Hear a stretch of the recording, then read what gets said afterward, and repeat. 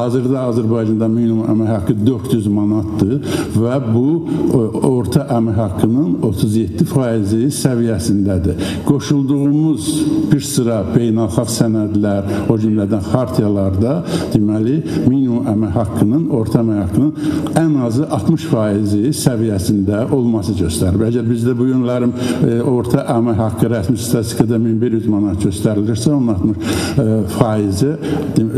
655 manat edir. Və bu nöqteyə nəzərdən bugün qəbul edəcəyimiz Əmək Məcəlləsinin 155-ci maddəsində minimum əmək haqqının məbləğinin ildə bir dəfədən az olmayaraq yenidən baxılması məsələsi hesab edirəm ki, çox şahəli bir aktuallıq kəsb edir.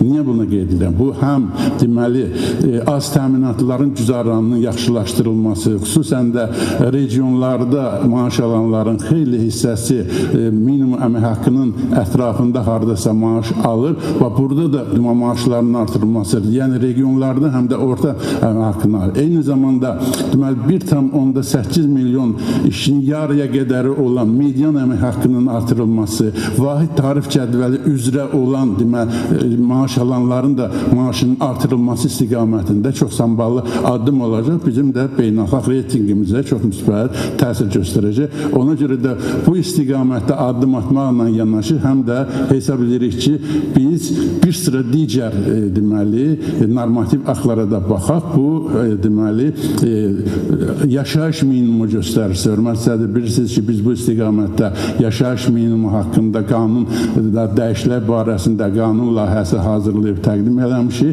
Bunu indi biz deməli iqtisadi siyasət, əmək və Sosial Siyasət Komitəsi, Əmək və Əhalinin Sosial Müdafiəsi Nazirliyinin birgə layihəsi kimi təqdim edilməsi bu qanunvericilik və icra hakimiyyəti arasında çox vacib bir diyaloqa yol açmış olar.